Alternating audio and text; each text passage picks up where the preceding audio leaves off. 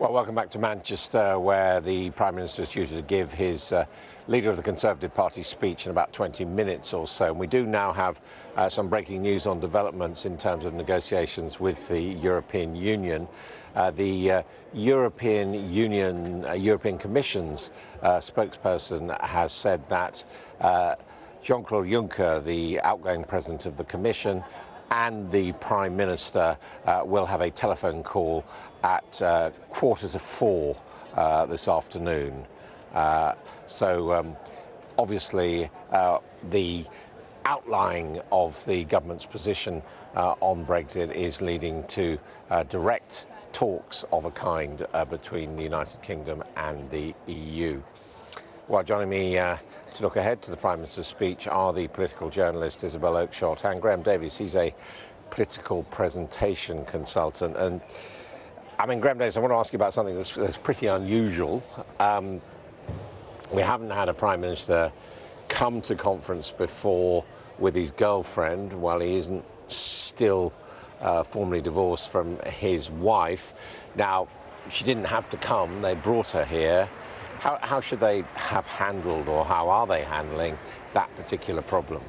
One of the problems about having your spouse with you is that your spouse is very...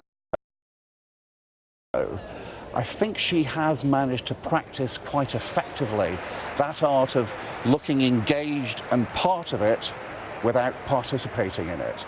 And I think that the only thing that she can do is to continue with her calm presence that she's managed to maintain while saying nothing. I mean, she's his companion here. Was it the right thing to have them walking to the conference hall separately, for example? I think it probably was, because it would have been the huge elephant in the room if she hadn't been here, if you see what I mean.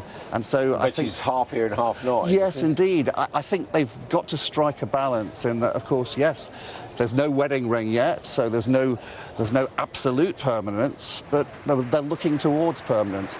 I think it's a very difficult balance to strike, and they've just about managed it.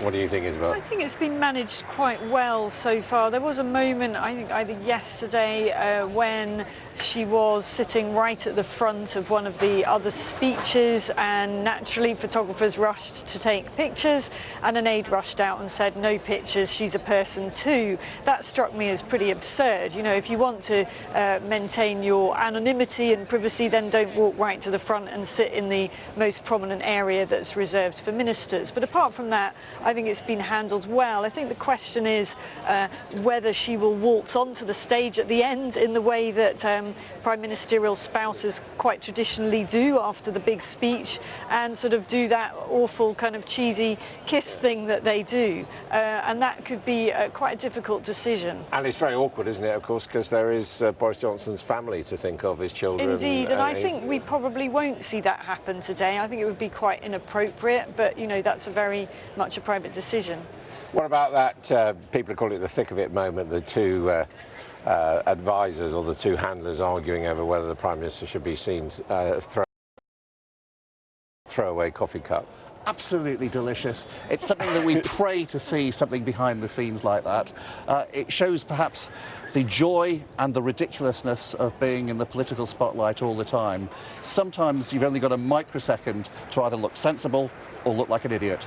Doesn't it remind you of David Cameron with his, you know, when he used to go to work on a bike with all his papers in a car behind? You know, it just sort of strips away the whole... It was his shoes, wasn't it? It used to be. Something like that, yeah. And it just is sort of worse than not doing it at all, really. Well, we're just seeing in the conference hall that the Cabinet are coming in to take their seats, getting applause from the audience. They're all in the front row. Carrie Symonds, if you're looking out for her, is in a fuchsia pink dress. I can't quite see where she is. Obviously not bang next door to the Cabinet. And I hope Stanley Johnson has found a seat. He said that staying to talk to me was probably going to cost him a good, decent seat, but I bet it doesn't. Anyway, let's look at the substance, shall we, Isabel, a bit. This sort of very dramatic, my New Deal or no deal, doing it in a leader's speech, pretty unusual gambit. And what's the main purpose of the speech today? Well, I suppose it's to send two strong messages. One, to the EU, the rhetoric that he wants, the tough stuff, and secondly, a rallying cry for his troops who are here. You know, after this, the Prime Minister is ultimately not in control of the timetable here in terms of when the next election is going to be, but he knows it's imminent, and he has got to fire up the audience, because these are the Conservative Party's ground forces, to get out there and fight for the party when we might not actually be out of the EU for whatever he is saying, and they are going to have a big battle ahead. I mean, sounding tough, issuing ultimatums when, as Sam Coates, our deputy,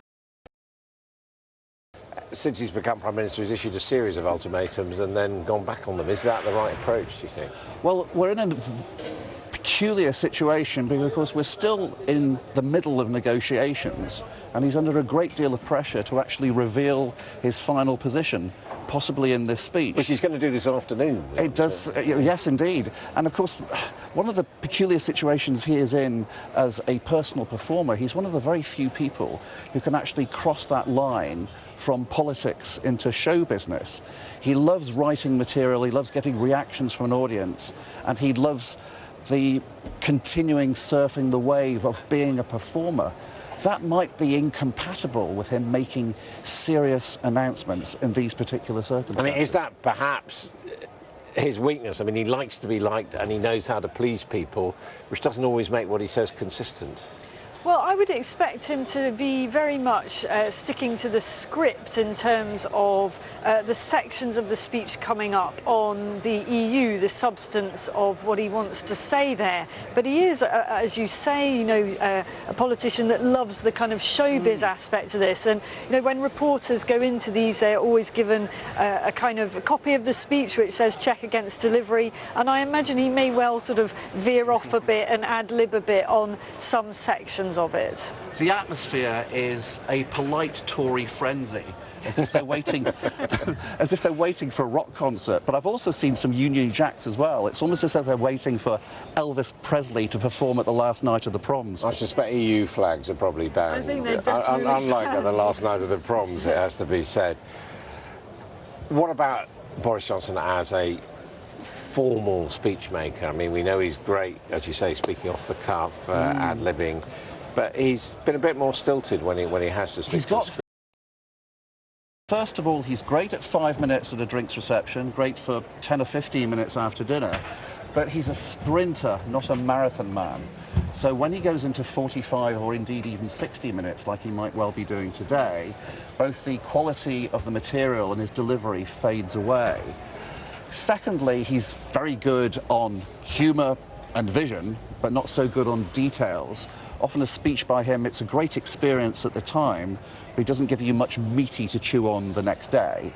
And thirdly, if he doesn't have time to prepare, he can come across as very thin and flustered, although I suspect he's been writing this particular speech for about 30 years. I mean, it has to be said, we don't remember any great moments, sort of speeches, statements from Boris Johnson as Foreign Secretary, although... Well, really at all, except sort of, you know, the riffing. That, you know, I remember last year there was a great deal of excitement around Boris's speech. It was the most packed out event. I'm struggling to remember what he actually said. I think we all enjoyed being there, but it isn't really about that with a Boris speech. It's more about the drama of it all.